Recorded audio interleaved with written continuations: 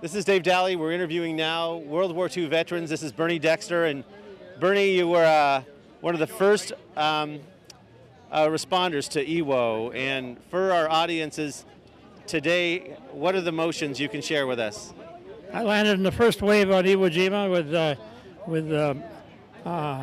I was in an Amtrak, and when I got off the beach, the Japs really zeroed in on us because they had every square inch of the island of the beach covered, and they kept on raiding us with mortars and heavy artillery from Mount Sarbachi, and we left over 500 dead Marines on the beach the first day, and I went through the whole 36 days. I worked with the communications, I worked with the Navajo code talkers. I had a little code talker named Willie Noda that worked with me.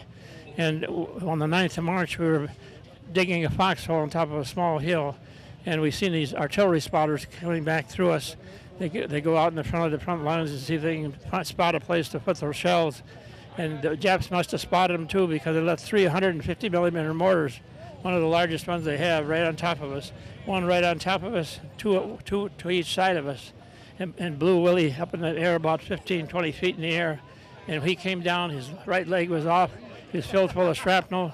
Because I was directly behind him and a little bit taller, I just got a hit in the head and knocked back into a shell hole and got a bad concussion, a small wound on the head. And I went back to the beach hospital for 3 days, and then they sent me back to the front lines because we had all kinds of guys with 3 or 4 wounds that weren't bad enough to send them off, so they sent us back to the front lines because we were completely decimated by that time. We had most of our officers were killed, most of our corpsmen were killed.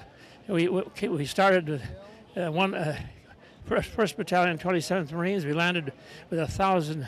We landed with 1,200 men reinforced. We had 500 replacements during the battle, and we came out with 221 men.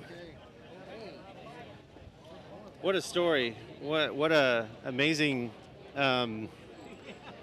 feat of human character, and seeing our whole community today rally around those of you who had to withstand deplorable conditions. How does it make you feel? Wonderful. I've never seen such an outgoing from so many people over the years I've been discharged.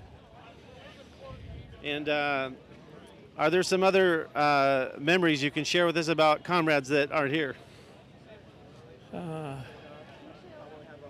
Most of my comrades aren't here anymore. But, well, from our community, we want to thank you very much for your service, and you're in our hearts and prayers. Thank you. Thanks, Bertie.